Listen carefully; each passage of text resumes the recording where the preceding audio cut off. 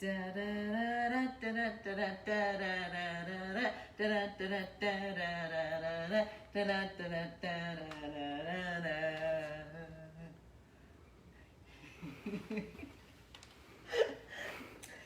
Mrs. Beasley, it sounds like you're so busy all the time. You certainly are. I think you need a Mr. French in your life. You don't know who Mr. French is? Why, Mr. French does everything. He schedules appointments for you. He does cooking and cleaning. He's available 24/7. He can do everything you need for him to do. What's that? You want Mr. French to become Mr. Beasley? I don't know if Uncle Bill's gonna like that. We'll think about it. Welcome to Living Figuratively. This is the show that asks the question, why not fill your home with the fascinating faces and figures of people that you don't even know? Why not fill your home with figurative art? For this week's episode, we are going to feature Family History, Unsolved Mystery. And I'm going to take you around the corner into the living room to show you a part of it, a wall that you haven't seen before, actually. I'm going to kick it off, though, with beveled leaded glass, which, if you notice the special effects that we so carefully did at the beginning, you'll notice that we did it with the beveled leaded glass. And you may notice that reference from a 1960s TV show. And if you're ever wondering what my little bizarre 1960s TV show references are that I do occasionally, and I'm trying to do one in every episode, the online shop on my website, judytakas.com, I always put the little references there. So you can go look on them, and if you're just racking your brain and want to sort of, find out where you saw that particular doll, where that music came from, check the online shop at judytakas.com, because I put those all there along with the giclees and the books and the paintings. Anyway, so back to beveled leaded glass. When we were building our house, one of the things that I really wanted to do was to build in old stuff into our new house. So I collected a lot of architectural salvage stuff, like old newel posts and corbels, and we've got some old beams and everything. And I was able to get my hands on a nice big stash of beveled leaded glass, which apparently had been taken out of a home in Shaker Heights that had been demolished, but it had a lot of beautiful beveled leaded glass in it. So I saved all that in a storage facility until the time when we were actually building our house. And we actually purposely designed windows to be the sizes of the glass that we had. One of the things that we had to do if we were using the beveled leaded glass for a exterior window is to seal it between two pieces of glass, because otherwise they're very drafty, like between these leading lines, the drafts can come through very easily, and that's why a lot of old homes are very drafty. Anyway, so the beveled leaded glass, this particular piece, we couldn't find a wall on the exterior of the house to put it, so I decided to use it kind of as a painting in the living room. So it takes up the spot that a painting would, but it also lets this beautiful light in, and if we were filming this at a certain time of the day, you would see the prismatic glowing effects that the bevels have. And it's just, I thought it was just a really cool way to use it. It takes up a painting space, but there's space up above it, where I have decided to put this gorgeous piece by David Kassan that I watched him actually create this whole piece as part of a demo for a workshop that I took with him. And one of the wonderful things about taking a workshop with David Kassan, I've taken two so far. One is a painting workshop, and then the other one was a drawing workshop. Both of them, I've told you that I'm very selective with who I'll take a workshop with. his method is not my method. He is way more methodical and way more small brush, way more, you know, sort of slow, not crazy. But one of the things that it does for me to watch him demo and to watch him work is it sort of grounds me. It like slows me back down and reels me in a little bit, which a lot of times that is what I need. So it was very fun to take this workshop with him. He worked on the painting for the whole week. Every morning he demoed on it, and that was super useful because a lot of times when you take a workshop, they'll do an amazing 2-hour demo, which shows you how to do an amazing 2-hour demo. Doesn't mean you can do it, but it shows you how to do an amazing 2-hour demo. What the sustained working on that piece did was it showed you how to stick with a painting and how to go back to it with the same vision that you had the day before, and how to do a sustained piece of work instead of, you know, a one-time, one-night stand. It was like more of a longer-term relationship with that painting. And then at the end of it, he offered the painting up for auction, and I was able to outbid people, and so now that beautiful painting is in my home. I will show you the painting that I produced at the workshop, which it's not brilliant, but I thought I did a good job with it. But more importantly than whether it turned out great, it was a piece that I learned a lot on. Like, it was super, super useful, and I learned a lot working on it. I learned about turning the forms. I learned all kinds of things with working, with doing this demo, which is really the best possible thing that you can achieve from a workshop piece, because you can't really use it for other things. You can't enter it into shows. It's really not your work because it does have a little bit of the instructor working on it, and it was done under instruction. So that was the work that came out. The other thing that I love about David Kassan is he can paint an amazing old person. He's the one who did this major project facing survival, where he painted elderly Holocaust survivors, and he just can really turn a form and a wrinkle and all that, you know, the fun stuff that I absolutely love.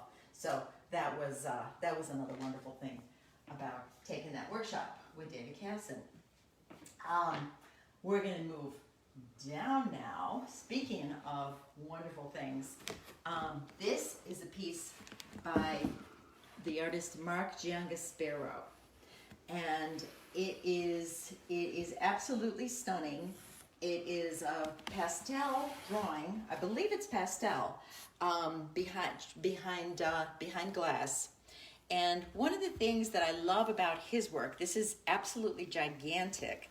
So ultimately it's going to go up high. Right now I still have to figure out exactly where it's going to go because there's a lot of moving parts. We have high places that have some of my old paintings up there that I've been dying to get down, but I have to, you know, kind of figure out where everything's going to go before I get out the big ladder and get, you know, heavy pieces up high. But one of the things I love about these gigantic portraits is that he's able to make his head come out all the way. You know, that's a major feat. It's a really difficult thing to make a head come out all the way. And he does these fascinating, unconventionally beautiful people. He gets into the detail. They carry from super far away. They also carry from super up close. Like, if you can get in and see the pores on his nose. I mean, those are some gorgeous pores. He really just did just like a gorgeous, gorgeous job of every sort of facet of this beautiful, beautiful face. So I can't wait to get this one up high, but I'm also kind of like enjoying having him down low because then I can get up close. All right, now we're going to move on over to the family history part of tonight's episode. This is a portrait. This is the last portrait that I painted of my mom before she passed away in 2016. It's called The Final Chapter. And basically, when it was very, very close to the end, I asked her if she would come over and pose for me, you know, one more time, because she has posed for me a lot. I've probably done like 9 paintings of her. And so she was into it. She did it. You know, I went to go pick her up, brought her over. And I bent my rules a little bit. I told her that it was okay if she was reading during the pose, because she was, you know, loved reading. She was a lifelong reader. English professor, so, you know, reading was just in her blood. And I bent the rules a little bit, because normally I don't like when painting people when they're reading, because one of the things that happens is this, okay? So they're looking down at a book, but they're not just looking down at the middle. They're looking at the one side, read, read, read, read, read, and then they flip their head, and then they look at the other side, read, read, read, read, read. Then they turn the page, and then they're like this, read, read, read, read, read. And they think they're holding still, and they think they're in the same position, but they're really not.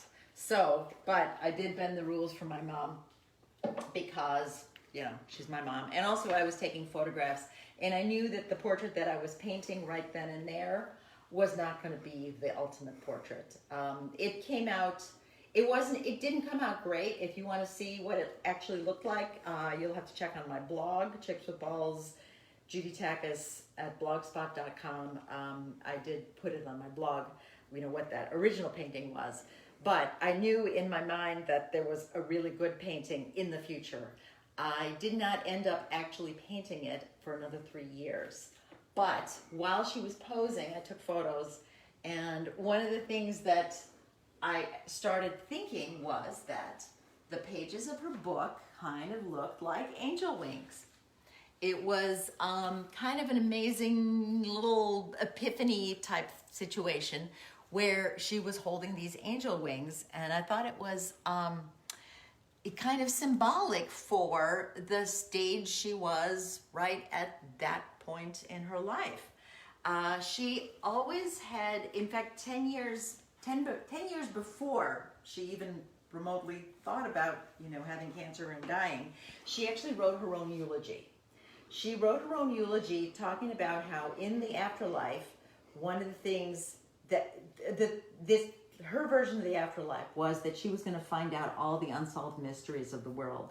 She was going to, you know, find out who really shot Kennedy, how, you know, all the things that you've been wondering about, you would actually get to find those things out. And I imagine her accumulating that knowledge through books, reading. And so I'm picturing her, you know, just reading book after book after book in the afterlife. One of the other things that the book that she was actually reading was a book by my grandfather, Paul Otzi Horvat Lajos, who was her father. And the book is called Két Világ Határon, which is Hungarian for Between Two Worlds. And that was the book that she was reading when she died. She was rereading it. She had read it a couple times before. And I thought that the title, Between Two Worlds, was very appropriate for her situation right then and there. After she passed away, I know that I've told you before that both my parents left mountains and mountains of writing. One of the things that she left are tons of lecture notes, and she had color-coded these, so they were all on different colors of paper. I'm sure there was a method to the system, but I was kind of picking out fun quotes, and based on the quotes and the colors, that it seemed like she actually chose good colors that would work with my paintings, but maybe I picked the good colors to work with my paintings. But these little quotes, she left me so many Easter eggs where there's just like all these little messages about anything and everything. You know, she talks about Shakespeare, J.M. Singh, about Christianity, about Satan, about good versus evil, about the environment. There's just so many little notes that she wrote about the different books that she taught about at Notre Dame College of Ohio, where she was a professor. And so I collaged a lot of those into the background of the painting and came up with the final chapter, which is what this one is called. It's the final painting that I ever did of her. I will show you, just for laughs, the first portrait that I ever did of my mom. This one, I think I did when I was 7 years old, and it's called My Mother in Curlers. And she did pose for me from life, wearing her curlers. This was probably some evening in the 1960s when all good ladies set their hair in curlers every night, and that's how they slept, so that their hair would be nice and curly the next day. And this was entered in a contest, I think, at the Cleveland Public Library, and I won a merit award, which I was very proud of, though it didn't get in the calendar, which I think was the whole purpose of the contest. But anyway, so this was my first portrait of her that I remember that was official. So now we're going to skip over this one because she's going to be for next week when we do part 2 of Unsolved Mysteries. And I'm going to show you a portrait of my grandmother, which was my mom's mom. This portrait right here, it originally hung in my grandmother's house back in London when she was living there. And when she passed away, my mom brought it to her house in Cleveland, and it stayed there in Cleveland the whole time until my parents passed away, and then now it is living in my house. This portrait is a little bit of a mystery because I don't know who the artist is, and I don't really have a record of it. I have so many records and writings, though, that I'm sure that if I actually went scouring for who the artist is, my grandmother probably wrote about, the time she had a commissioned portrait. But there's just a lot to go through. So, and I can't read the signature. It looks like something like Virgil Pardai or something. I'm fairly sure that she had this portrait painted in Hungary because we have a photograph of my grandmother wearing the same hat and the same mesh net kind of scarf that went with it, which was dated 1936, which is when she was still in Hungary, and she didn't leave Hungary until 1947. So I'm assuming that this portrait was painted by a Hungarian artist Virgil Pardai, but I don't know, I can't quite read it. The portrait is a little bit, it's a little bit dirty. It probably could stand with a little bit of a cleaning. I'm kind of nervous about doing that, though, because I keep having visions of that abomination of a Jesus head that was floating around the internet a couple years ago. And I certainly wouldn't want anybody to clean it and then pull off some of the paint and then have to touch it up, because I don't trust myself to touch it up. I don't trust anybody to touch it up because, that abomination of a Jesus painting kind of scares me. But anyway, I think it's a gorgeous painting. Otherwise, I wouldn't have it hanging. We have other paintings from her house that are not gorgeous, those are in storage. But this one I thought was absolutely beautiful. The painter obviously knew exactly what they were doing. This hand down here at the bottom, to me is it's masterful, like a Sargent sketch hand. It says exactly what the hand needs to without saying one speck more. And the painter got a beautiful, beautiful likeness too. I love the hat. I love the expression. I love the pose. I love the sheerness of the mesh on the dress. It's really a beautiful portrait by the mystery artist. So that is that for today's episode. Next week, be sure to join me back for part 2 of Family History, Unsolved Mystery, when we talk about my mysterious aunt, who all we know of her are just a few sentences of facts. And we have no records of her. We have no photos of her. We have nothing of hers. But I painted her anyway. And so I want you to, come back for that. Thank you all for joining me for Living Figuratively. Be sure to come back next week. Same bat time, Same back channel, 6 p.m. Eastern Standard Time, next Thursday night. Y'all come back now, you hear?